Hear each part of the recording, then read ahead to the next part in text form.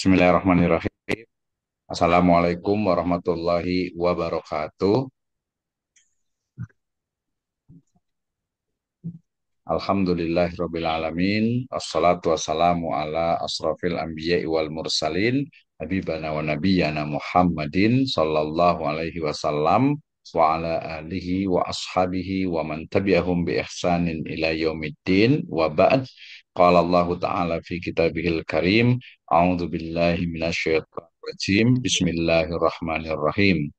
Wa ma kana al-mu'minuna liyanfiru kaffah walaula nafaru min kulli firqatin minhum ta'ifatul liyatafaqahu fid din wa liyundiru qaumahum idza raja'u ilaihim la'allahum yahdharun.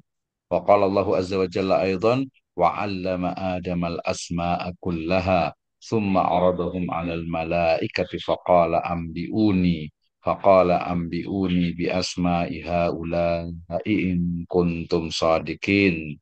Faqala aidan Rasulullah sallallahu alaihi wasallam addibu auladakum ala salasi khisal hubbin nabiyyikum wa hubbi ahli baitihi wa qiraatul Qur'an fa inna hamlatal Qur'anu fi dhillillahi yawma la zillu illa zillah au yawma la zillu zillah ma'a anbiya'ihi wa asfiyaihi. Wa qala aidan Belum nanya. kun aliman au muta'alliman au mustami'an au muhibban wala takun khamisan fatuhlik. Amma ba'd fa inna asdaqal hadis kitabullah wa khairal huda hudan nabiyyu sallallahu alaihi wasallam. Alhamdulillah, syukur Allah Subhanahu wa Ta'ala yang telah memberikan kepada kita kenikmatan iman, Islam, dan juga ihsan. Salawat dan salam sama-sama kita panjatkan kepada junjungan alam Habibana wa Nabiyana Muhammadin Sallallahu Alaihi Wasallam, kepada seluruh ahlul baitnya, para sahabatnya, serta orang-orang yang senantiasa mengikuti jejak sunnahnya hingga akhir zaman. Saya ucapkan terima kasih kepada seluruh mahasiswa di program Magister, program studi Pendidikan Agama Islam, Sekolah Tinggi Agama Islam Sirajul Falah Bogor. Kita lanjutkan di mata kuliah Filsafat Pendidikan Agama Islam. Sekarang kita akan mengkaji tentang bagaimana ya tiga materi utama dalam kajian filsafat, yaitu ontologi, epistemologi, dan aksiologi. Ya, masih bersama saya Dr. Abdurrahman Bisno MEI. Baik, saya awali dengan firman Allah Subhanahu wa taala dalam surat At-Taubah ayat ke-122, ya, di mana Allah Subhanahu wa taala berfirman, "Wa makanal mu'minuna liyamfiru kafah." Ya, tidak sepatutnya bagi mukminin itu pergi semuanya ke medan perang. Falaula nafaru min kulli firqatin minhum ta'ifatun, ya, mengapa tidak pergi dari tiap-tiap golongan di antara mereka, ya, berapa, yaitu beberapa orang, untuk liyatafaqahu fiddin waliyunziru qaumahum idza raja'u ilaihim la'allahum yahdharun, yaitu apa, untuk memperdalam pengetahuan mereka tentang agama dan untuk memberi peringatan kepada kaumnya apabila mereka telah kembali kepadanya supaya mereka itu dapat menjaga dirinya. Jelas sekali ayat ini menjadi dasar bagi orang-orang yang belajar, ya, baik itu ulum qauliyah ataupun ulum kauniyah, belajar kuliah, ya, dan thalabul ilm tentu saja, ya. Kemudian dilanjutkan juga dengan firman Allah Subhanahu wa taala dalam ayat yang ke-31 dan juga 32, ya. Wa 'allama Adamal asma'a kullaha. Allah Subhanahu wa taala telah mengajarkan kepada Adam nama-nama benda semuanya. Tsumma aradahum 'alal malaikah. Kemudian mengemukakannya kepada para malaikat lalu berfirman, ambiuni bi asma'i haula'i in kuntum shadiqin. Sebutkanlah kepadaku nama-nama benda itu jika kamu atau jika kalian memang benar-benar orang-orang yang shadiqin, yang benar. Qalu subhanaka la ilma lana illa ma 'allamtana. Ya, para malaikat menjawab, la ilma lana, tidak ada ilmu pada kami illa kecuali ma 'allamtana, yang telah engkau Allah Subhanahu wa taala ajarkan kepada kami, ya. Innaka antal alimul hakim, sungguhnya engkau maha mengetahui lagi maha hakim, bijaksana, ya. Kemudian, ya, sabda dari Nabi SAW, hadis riwayat Ad-Dailami, adibu auladakum ala salasi khisalin, ya, didiklah anak-anak kalian, adibu, ajarkanlah, ya, anak-anak kalian itu dengan tiga macam perkara, yaitu pertama adalah hubbin nabijikum, ya, mencintai nabi kalian, kemudian juga wa hubbi ahli baitihi, mencintai keluarganya, wa qiraatul Quran, dan juga membaca Al-Quran. Fa inna hamlatal Qur'anu fi zillillahi yauma la zillu zillahu ma'a anbiya'ihi wa asfiyaihi. Ya, sesungguhnya orang yang menjunjung tinggi Al-Quran akan berada di bawah lindungan Allah Subhanahu wa Ta'ala di waktu tidak ada lindungan selain lindungannya bersama Nabi dan para kekasihnya.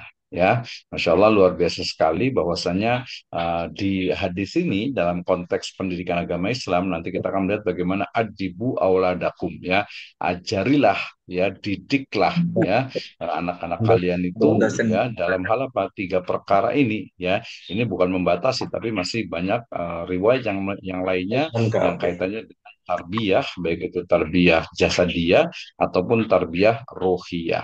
Nah, kemudian juga hadis riwayat Baihaqi dikatakan kun aliman. Jadilah engkau orang yang berilmu atau pandai, tentu saja dengan belajar, ya, au muta'alliman, atau orang yang belajar, ya, kita masih dalam taraf belajar, atau juga mustami'an, orang yang mendengarkan ilmu. Mudah-mudahan ini yang mendengarkan video ini juga termasuk mustami'an au muhibban, atau yang mencintai ilmu. Wala khamisan fatuhlik, ya, dan jangan menjadi orang yang kelima maka kamu akan celaka, ya. Di sini ada aliman satu, muta'alliman dua, mustamian empat, kemudian muhibban yang keempat, ya. Jadi ada satu, dua, tiga, empat. Yang kelima apa? Yang kelima berarti ya dia memang tidak termasuk dari yang empat ini. Ya, dia bukan apa, orang yang alim, bukan orang yang belajar, bukan orang yang suka mendengarkan ilmu, bukan juga orang yang mencintai ilmu, gitu ya. Nah, itu akan celaka tentu saja. Baik, hari ini kita akan bicara tentang bagaimana sebenarnya filsafat pendidikan agama Islam dalam konteks ontologi, epistemologi, dan sosiologi, ya. Masih ingat kemarin bagaimana apa itu ontologi? Ya, ontologi itu adalah ilmu yang mempertanyakan tentang keberadaan atau apa, gitu ya. Kemudian epistemologi adalah ilmu yang mempelajari tentang dari mana, bagaimana caranya, dan apa sebenarnya ukuran dari sebuah ilmu pengetahuan. Sedangkan aksiologi adalah implementasi atau aksi atau nilai yang ada ataupun manfaat dari ilmu tersebut, ya. Kita awali dengan pengantar dari filsafat pendidikan agama Islam. Yang dimaksud, ya, takrifnya atau pengertiannya adalah pemikiran mendalam tentang pendidikan Islam. Jadi bagaimana pendidikan agama Islam itu dilihat dari sisi keberadaannya, ontologinya. Ya, jangan-jangan pendidikan agama Islam sama dengan pendidikan ataupun sistem pendidikan yang lainnya. Nah, jelas beda tentu saja jawabannya, ya. Tujuannya adalah membentuk pemahaman yang holistik dan kritis tentang Islam, ya. Jadi pendidikan agama Islam atau PAI ini definisinya, ya. Jadi filsafat pendidikan agama Islam adalah pemikiran dalam atau pemikiran mendalam tentang pendidikan Islam. Mendalam berarti basic, mendasar, ya, tentang pendidikan Islam. Oke, kemudian memperdalam pemahaman adalah bagaimana filsafat pendidikan agama Islam itu membantu, ya, memahami ajaran Islam secara lebih mendalam. Ya, ini tentu saja akan memperkaya pemikiran dan juga analisis kritis, ya, terutama di era sekarang ini. Nah, tentu saja tidak lepas dari karakter ataupun adab, ya, yaitu bagaimana pendidikan agama Islam ini adalah membentuk karakter yang Islami, ya. Jadi filsafat itu penting untuk membentuk nilai-nilai moral. Ya, ini juga mengembangkan etika Islami pada peserta didik. Ya, sebagaimana saya sebutkan di awal pembahasan dulu bahwa ketika Islam sumbernya adalah wahyu, ya, dalam bentuk Al-Quran atau yang ada di dalam Al-Quran dan As-Sunnah, sementara filsafat itu sumbernya adalah pemikiran manusia, akal manusia. Nah, di sini nanti akan ada titik temu antara yang sumbernya adalah wahyu dan yang kedua adalah sumbernya dari logika manusia. Oke, ya, ini kita mulai dari pengantarnya. Yang berikutnya, nah, kita akan bicara tentang ontologi dari pendidikan agama Islam. Ini banyak, ya, di beberapa perguruan tinggi umum mereka mengatakan bahwasannya ya pendidikan agama Islam itu ya sama saja dengan pendidikan yang lainnya. Atau mungkin kalau kita tarik ke disiplin yang lainnya, misalnya manajemen pendidikan Islam (MPI) ya, manajemen pendidikan Islam itu ya sebenarnya ontologinya itu ya manajemen pendidikan gitu ya. Nah, tinggal dicari nilai Islamnya di mana nih di manajemen pendidikan. Ya, kalau ini pendidikan agama Islam berarti seolah-olah secara ontologi itu agama Islam itu dia hanya sebagai materi ya, sementara ilmunya ya ilmu pendidikan ya, ilmu pendidikan, ilmu bagaimana cara mendidik ya. Kebetulan yang dididikkan atau materinya adalah agama Islam ya, nanti berarti hampir mirip nih, saya nyebutnya hampir mirip ya. Pendidikan agama Islam, pendidikan bahasa Indonesia, pendidikan sains, pendidikan ilmu sosial ya, pendidikan misalnya jasmani, kesehatan jasmani gitu ya, jasmani dan kesehatan ya. Jadi itu adalah rumpunnya adalah ilmu pendidikan ya, ilmu pendidikan yang mengajarkan agama Islam. Itu namanya pendidikan agama Islam. Nah, hakikat realitasnya, jadi ontologi ini kan adalah studi tentang hakikat keberadaan. Ya, jadi dalam Islam itu berarti mengkaji tentang ya Allah Subhanahu wa taala sebagai pencipta, penguasa, ya, pengayom, pengatur, pemilik dari alam semesta. Nah, bedanya di situ ya.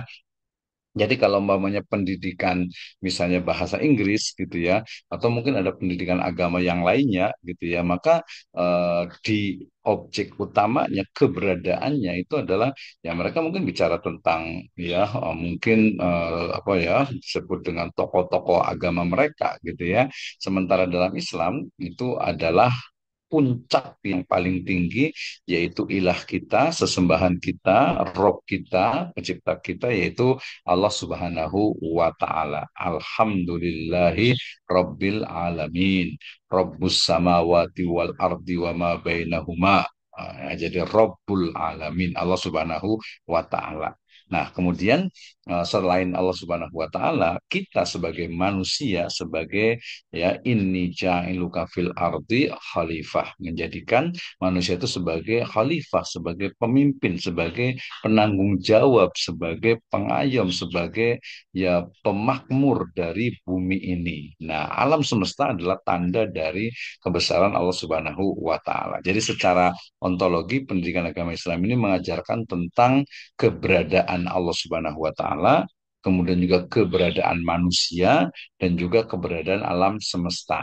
Ada yang sedikit mungkin tersilap, yaitu keberadaan dari para nabi dan rasul, ya, termasuk juga kitab-kitabnya. Kenapa? Kan itu iman ya. Antuk minu billahi wa malaikatihi wa kutubihi wa rusulihi wal yaumil akhir wa tu'minu bil qadari khairihi wa syarrih. Jadi secara ontologi pendidikan agama Islam ya mengajarkan tentang Allah Subhanahu wa taala, kemudian juga para nabi dan rasul, ya, kemudian juga manusia sebagai khalifah di muka bumi, dan juga alam semesta, dan seluruh alam semesta berarti seluruh makhluk yang ada di jagat raya ini.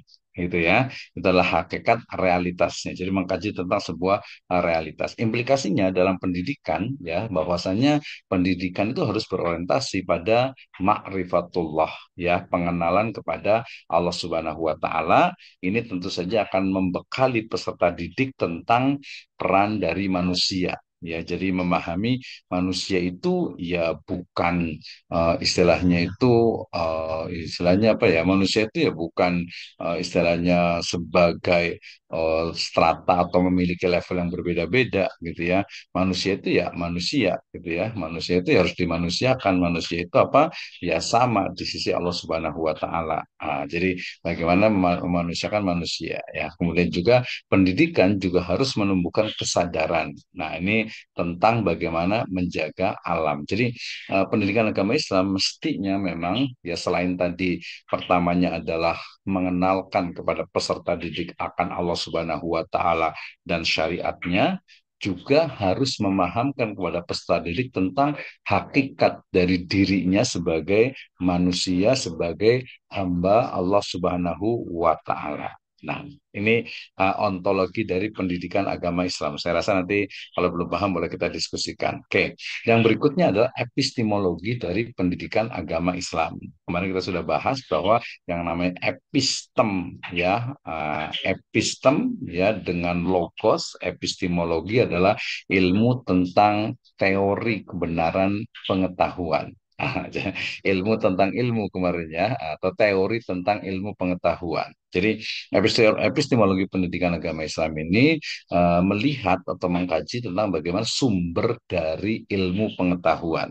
Ya, kita pahami epistemologi adalah studi tentang pengetahuan. Sumber pengetahuan utama dalam Islam adalah Al-Quran dan As-Sunnah. Ya kan ya. Jadi yang tadi saya sebut dengan wahyu. Jadi kalau ditanya epistemologi itu membahas tentang apa, Pak? Ya, jawabannya adalah epistemologi membahas tentang sumber dari ilmu pengetahuan. Ya, puncak dari ilmu pengetahuan itu ya kebenaran. Kalau tidak benar, yaitu berarti bukan ilmu pengetahuan, bukan sains, tapi nanti disebutnya itu dengan pseudo science ya. Pengetahuan atau ilmu pengetahuan yang palsu lah kita sebutnya. Oke ya.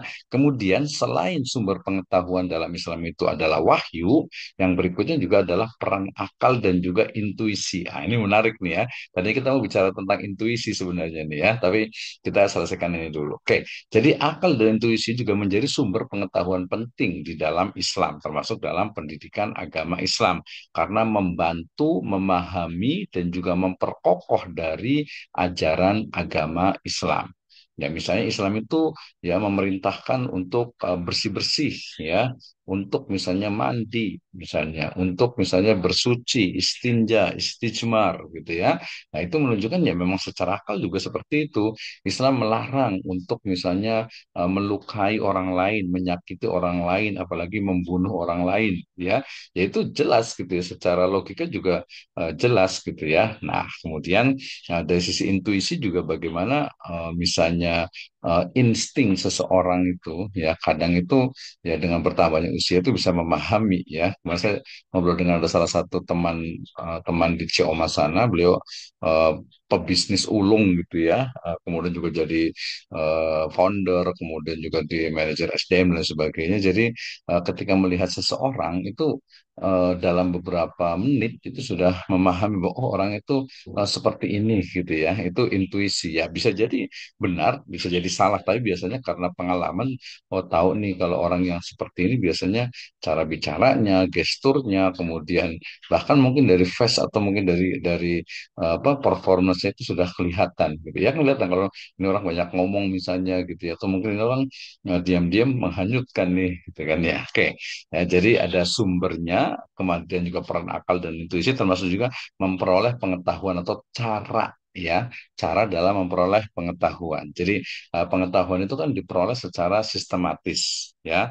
Dan juga sistematis maksudnya berurutan ya. Dan kalau dalam Islam tentu saja dengan mentadaburi ya, afala yatadabbarunal Quran, mentadaburi Al-Quran, memahami As-Sunnah, dan juga tentu saja melihat bagaimana fenomena di alam semesta. Makanya tadi ada ulum, ada ilmu yang sifatnya kauliyah, ilmu tentang wahyu, dan juga ulum atau ilmu kauniyah, yaitu ilmu tentang alam semesta. Gitu ya. Dan tentu saja kalau nanti konsultasi dengan para ahli juga penting ini dalam mendapatkan ilmu. Tapi kita masih ingat kemarin bahwa cara untuk mendapatkan ilmu di dalam Islam itu ada beberapa metode ya, mulai dari bayani ya, kemudian burhani, kemudian irfani, dan juga isyari. Nah, ya tajribi juga ada ya dalam ilmu-ilmu misalnya sains, ilmu pengetahuan kauniyah. Oke ya, ini adalah epistemologi dari pendidikan agama Islam. Ya, masih lanjut. Jadi kita bicara tentang bicara tentang epistemologi pendidikan agama Islam. Nah, kita juga melihat kalau tadi kan baru ke sumber, kemudian cara. ya, sumber kemudian cara. Nah, di sini ada validitas dari pengetahuan. Jadi ukuran kebenaran itu apa? Ya, maka pendidikan harus berlandaskan kepada sumber yang valid, sumber yang benar. Ya, misalnya masih ada nih guru-guru di madrasah yang mengatakan bahwasanya sesuai dengan buku, bahwasanya manusia itu adalah hasil evolusi dari kera misalnya. Ah, gitu ya, berarti dia, oh berarti ini valid tidak nih sumbernya nih, gitu ya. Bener nggak Charles Darwin ngomong seperti itu? Ternyata Darwin itu nggak ngomong begitu.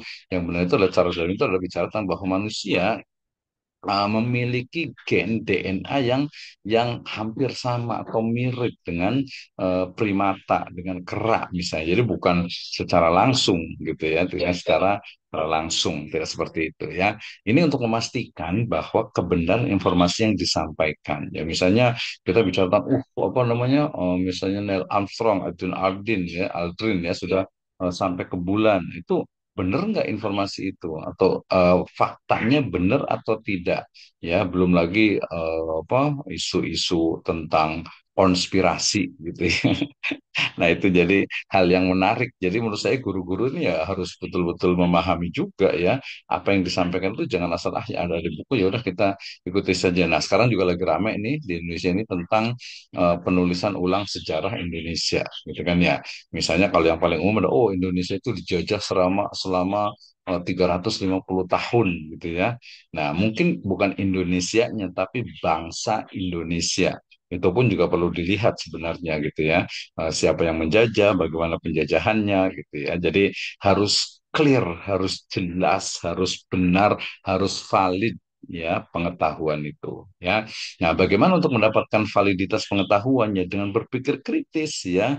Jadi pendidikan itu harus mengembangkan kemampuan berpikir kritis. Ini juga melatih analisis mendalam pada peserta didik. Ini banyak sekali nih ya kisah-kisah dari para ambia, nabi dan rasul ya misalnya kisah heroiknya Nabi Ibrahim alaihi salam yang mencari keberadaan dari sang pencipta ya, kemudian juga kisahnya Nabi Daud alaihi salam, Nabi Sulaiman juga dan tentu saja the great man ya yaitu Kanjeng Nabi Muhammad Shallallahu alaihi wasallam. Ya, jadi berpikir kritis ini menjadi penting ya untuk melatih analisis mendalam pada peserta didik atau murid sekarang ini. Nah, tujuannya apa ya? Tadi mencari ilmu yang bermanfaat. Banyak juga ilmu yang tidak bermanfaat. Artinya itu ilmunya tidak bermanfaat, cari ilmunya juga tidak bermanfaat. Banyak ya. Pendidikan harus mendorong peserta didik, mereka harus mencari ilmu yang bermanfaat untuk kehidupan. Ya, jadi jangan sampai istilahnya itu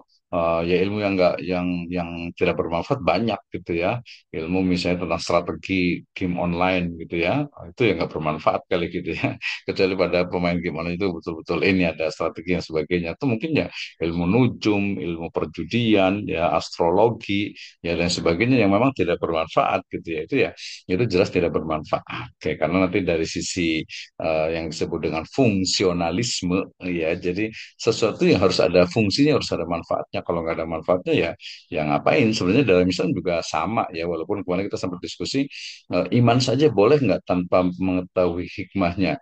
Dalam Islam ya boleh karena memang stratifikasi atau level pemikiran seseorang itu berbeda-beda, setiap orang itu berbeda ya. Ada orang ya udahlah saya Islam saja, iman saja, yakin udah cukup ya cukup memang gitu. Tapi ada juga yang orang ini bener nggak nih, karena memang tergantung dari cara berpikir dan juga istilahnya itu kerangka berpikir seseorang. Itulah bagaimana sempurnanya Islam ya, tadi yang bisa diterima ya bisa dilaksanakan oleh mohon maaf misalnya pengemis di pinggir jalan sampai profesor di perpustakaan atau di perguruan tinggi ya di universitas. Jadi itu hebatnya Islam ya. Oke. Kemudian aksiologi. Tadi epistemologi sudah ya. Aksiologi pendidikan agama Islam berarti nilai yang ada pada pendidikan agama Islam. Kalau pendidikan bahasa Indonesia ya udah cara ngajar bahasa Indonesia, ini ya bahasa Indonesia, bahasa Inggris, bahasa Arab.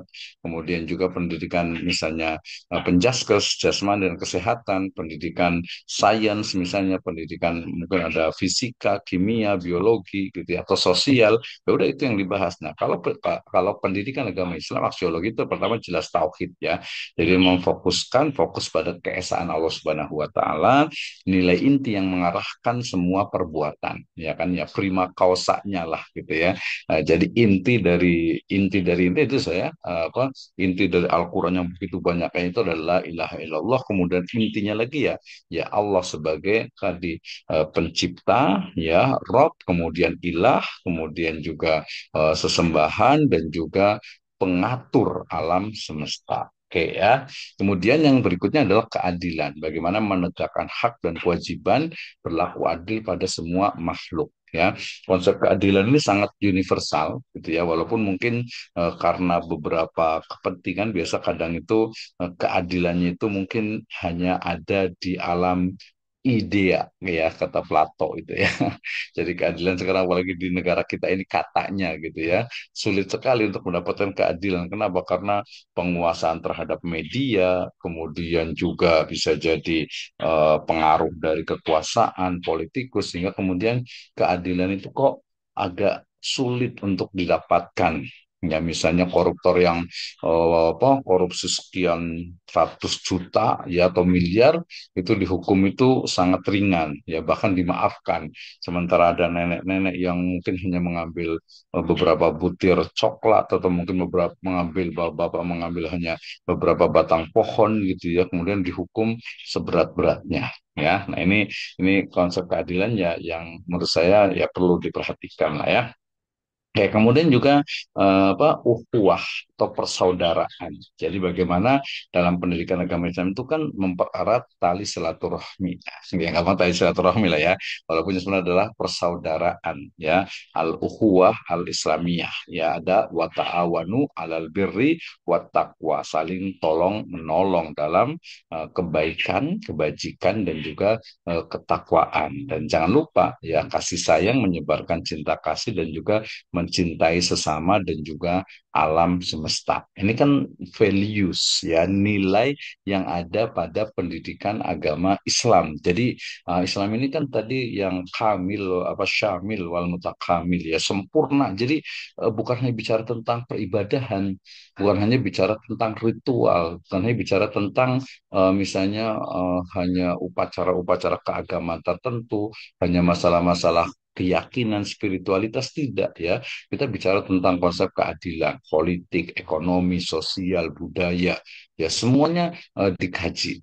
Ya, dan wad usai ala mahali menempatkan sesuatu pada tempatnya. Jadi mentang-mentang kasih sayang kalau kita dipukul pipi kiri kasih pipi kanan. Tidak seperti itu. Ya kalau umpamanya kita dipukul ya pukul lagi gitu ya. Atau mungkin ya ke hakim minta keadilannya seperti apa. Ini sudah mukul saya misalnya. Seperti itu ya. Oke, kemudian aksiologi dari negara agama Islam juga terkait dengan pembentukan karakter. Nah, ini ada foto teman saya nih, Dr. Syabri Muhammad Syarif ya dari Malaka nih, Malaysia. Sengaja saya taruh di sini ya. Oke, jadi aksiologi pendidikan agama Islam ini adalah pembentukan karakter innama bu'istu liutamima makarimal akhlak. Pendidikan bertujuan membentuk karakter mulia, mencakup akhlak dan juga moral di dalam Islam. Penanaman nilai Islam ditanamkan secara mendalam melalui keteladanan dan pembiasaan. Makanya ada program pembiasaan di sekolah, terutama di MI, MTS, Aliyah, ya di SMP, SMP, SMA, SMK juga ada juga beberapa yang menggunakan model pembiasaan atau program pembiasaan yang mulai dari baca Al-Quran sama-sama, baca zikir bersama, kemudian sholat duha, kemudian sholat berjamaah zuhur, dan mungkin ada yang saum puasa Senin Kemis ya dan lain sebagainya lah ya yang memang dibiasakan menjadi program pembiasaan. Kontribusi positif, jadi pendidikan ini mendorong siswa atau peserta didik itu untuk berkontribusi positif pada masyarakat. Jadi bukan hanya baik untuk diri sendiri, tetapi khairun nas anfa'uhum linnas. Sebaik-baik kalian manusia itu adalah yang bermanfaat untuk orang lain. Jadi bukan hanya soleh secara individual personal, tapi juga soleh secara sosial kemasyarakatan. Ya, jadi harus peduli ya. Makanya nanti dalam Al-Quran dikatakan, A'udzubillahi minasyaitonirrajim, Bismillahirrahmanirrahim, kuntum khaira ummatin ukhrijat linnas ta'muruna bil ma'ruf wa tanhauna 'anil munkar wa tu'minuna billah. Ya kan? Kalian adalah umat terbaik yang apa? Ya, sekalian itu apa? ta'muruna bil ma'ruf wa tanhauna 'anil munkar, mengajak kepada kebaikan dan mencegah segala keburukan. Itu bentuk dari kepedulian kita. Sama juga nih, seorang guru juga harus peduli juga terhadap masyarakat kita, ya. Ya mungkin sesuai dengan apa level dan juga kontribusi serta kedudukannya masing-masing, positioningnya masing-masing, ya. Ketika misalnya melihat tawuran di pada anak-anak misalnya, ya kita harus peduli, jangan diam saja, ya. Ya mungkin kita bisa melakukan sesuatu yang sesuai dengan kemampuan kita. Dalam sebuah hadis dikatakan, man ro'a minkum mungkaran falyughayyiru biyadih wa illam yastati wa bilisanih wa illam yastati wa biqalbih wa dzalika adhaful iman. Jadi kontribusi positif dalam konteks agama Islam saya melihatnya lebih kepada amar ma'ruf nahi mungkar, ya. Amar ma'ruf itu mungkin lebih mudah, yang agak sulit itu biasanya nahi mungkar, ya, terutama anak-anak ini kan masih labil gitu. Jadi tapi harus diberikan semangat bahwasanya ketika temannya berbuat baik, ya kita puji, kita dorong, kita dukung, ya, kita sokong, ya. Tapi kalau umpamanya teman itu tidak apa berbuat yang jahat, berbuat yang tidak baik, ya tidak sesuai dengan norma moral masyarakat dan juga agama Islam, ya harus disampaikan, ya bisa mungkin dinasihati gitu, atau mungkin juga bisa dilaporkan ke yang berwenang, guru misalnya.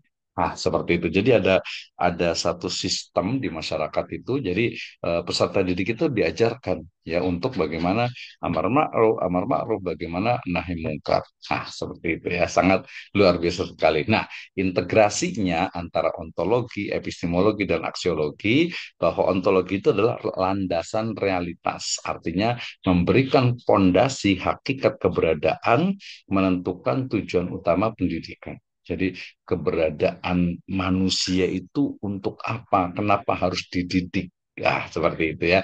Epistemologi adalah panduan pengetahuan, mengarahkan cara memperoleh ilmu, memastikan validitas sumber ajarannya, dan ukuran kebenaran. Sementara aksiologi adalah arah nilai, memberikan arah pembentukan karakter, menanamkan nilai-nilai luhur Islam dari sisi akidah atau tauhid, kemudian juga dari sisi syariah, ya, aturan-aturan Islam, dan juga dari sisi akhlak. Nah, sehingga pendidikan agama Islam yang komprehensif itu mengintegrasikan ketiga aspek ini, ya. Nah, integrasi ini menciptakan pengalaman belajar yang harmonis dan bermakna bagi siswa tentu saja. Oke, implementasinya ini mungkin kita kasih contoh sedikit bagaimana pendidikan agama Islam berbasis dari filsafat Islam itu muncul. Misalnya 85% peningkatan karakter siswa menunjukkan peningkatan akhlak. Ini terjadi setelah kurikulum terintegrasi. Jadi jelas, ya, ketika di madrasah pasti harus nih. Jadi ketika seorang guru mengajarkan misalnya pendidikan atau ilmu pengetahuan alam, biologi misalnya gitu, ya, maka ya harus ada integrasi nilai-nilai Islamnya. Demikian juga ketika mengajarkan IPS misalnya, IPS terpadu, ya, atau mungkin sosiologi, antropologi, atau sejarah, itu mesti ada di sana nilai-nilai Islamnya. Nah, nantinya 90%-nya itu adalah prestasi belajar. Prestasi belajar itu ya 90% lah, ya, gitu, ya. Jadi nilai rata-rata pada mata pelajaran agama meningkat, ini menunjukkan efektivitas pembelajaran. Ya, jadi peningkatan karakter, jadi ya nggak mesti 100% lah, ya. 80% itu udah cukup. Kemudian 75% kepuasan siswa, artinya survei menunjukkan kepuasan tinggi, siswa merasa mendapatkan pendidikan yang bermakna. Ini terutama untuk guru PAI. Jadi ketika selesai pembelajaran, ada survei, ada semacam kuesioner, ya, angket, ya, untuk mendapatkan feedback bagaimana pembelajaran agama Islam ini. Nah, studi kasusnya itu di lembaga menunjukkan integrasi filsafat pendidikan agama Islam, kurikulum dan pembelajaran berhasil diterapkan, hasilnya peningkatan prestasi dan juga karakter siswa. Oke, ya, sampai sini berarti kesimpulannya adalah bahwa filsafat pendidikan agama Islam sangat fundamental, sangat penting, bahkan dia menjadi dasar, menjadi asas, menjadi pokok dalam pelaksanaan pendidikan agama Islam, ya, menjadi landasan pokok untuk pendidikan yang berkualitas. Caranya dengan memahami ontologi, epistemologi, dan juga aksiologi dari pendidikan agama Islam. Dengan memahami filsafat pendidikan agama Islam, ini akan memungkinkan rancangan desain pendidikan yang relevan dan efektif. Ya, kenapa? Karena kita pahami pendidikan itu harus ya adaptif dengan zaman ya, tetapi tetap ya kita mengikuti perkembangan zaman, tetapi tidak lepas juga dari nilai-nilai syariah Islam, nilai-nilai dari Islam itu sendiri. Oke, itu pembahasan terkait dengan eh, agama Islam dari sisi ontologi, kemudian epistemologi, dan juga aksiologi. Tadi dalam epistemologi itu ada metodologi. Baik, terima kasih. Luar biasa sekali nih. Terima kasih untuk Pak Panu.